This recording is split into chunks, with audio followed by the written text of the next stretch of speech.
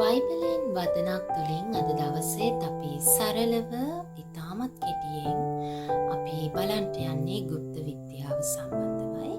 ගුප්ත විද්‍යාව සහ බයිබලය කියන මාතෘකාව ඔස්සේ අපි සමහරක් දේවල් අපි බලන්ට සූදානම් මේ උදෑසන අපේ ජීවත් වෙන මේ වටපිටාවේ දේවදරුවනේ අපේ ඇසට පෙනෙන නොපෙනෙන ඒ වගේම විශ්ව ශක්තියින් මන්ත්‍ර බල ඒ වගේම සමහරක් සැඟවුණු රහස් ක්‍රම පාවිච්චියට අරගෙන මිනිසයන්ට හොඳ හෝ නරක කරන්න සමහරක් ක්‍රම අනුගමනය කරනවා. ඒ ක්‍රමවලට තමයි අපි කියන්නේ ගුප්ත ශාස්ත්‍රය කියලා.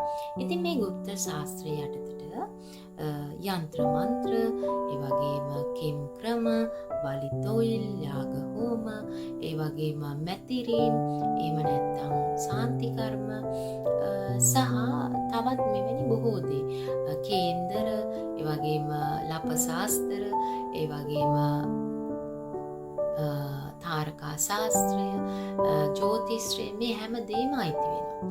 ඉතින් මේ දේවල් මේම තියෙනකොට දෙවියන් වහන්සේ මොනවාද මේ ගැන කියන්නේ? අපි බලමු විද්‍යාගතාව පොතේ 18 වෙනි පරිච්ඡේදයේ 11-12 පදවල සඳහන් වෙනවා ස්වාමින් වහන්සේ නිමිති බලන්නන්ට ශාස්ත්‍ර කියන්නන්ට අනවිනකරුවන්ට උන්වහන්සේ ප්‍රසන්න නැහැ එවැනි කෙනෙක් ඊශ්‍රායල් සෙනග අතරේ නොසිටීවා කියලා. ඒ වගේම උන්වහන්සේ ඊළඟ පදේ කියනවා ස්වාමින් වහන්සේට එවන්නන් පිළිකුලක් කියලා. ඉතින් ප්‍රේමවන්තයනි මේ උදෑසන සිතන්න.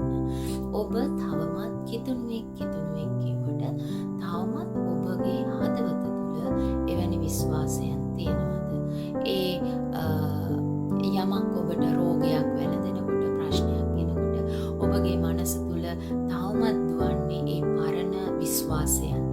එහෙම නැත්නම් ක්‍රිස්තුස් වහන්සේ කියන ඒ ගැලවුම්කාරයාගේ සුවය, ඒ ගැලවුම්කාරයාගේ නිදහස්කම, ඒ ගැලවුම්කාරයාගේ ආශිර්වාදයද ඔබගේ මනස තුළ තිබෙන්නේ? ඔබ සිතන්න.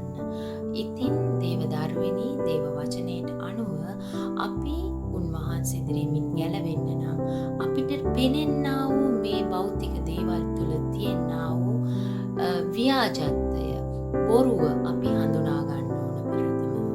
දෙවනුව අපි පසුතැවිලි වෙන්න ඕන තවදුරටත් අපි එවැනි විශ්වාසයන් අපේ හදවතේ තියෙන අපි මුකෙන් අපි කිතුණුවෙක් කිව්වට අපේ හදවත තුළ කොහෙදෝ තවමත් කේන්දරේ එහෙම නැත්නම් පලාපල එහෙම නැත්නම් වස්දොස් විශ්වාස කරනවා නම් කේම් ක්‍රම මන්ත්‍රණ වශී මේ දේවල් ගැන අපිට යම් හැඟීම් විශ්වාසයක් තියෙනවා නම් අපි ස්වාමින් වහන්සේ ඉදිරියේ පසුතැවෙමු.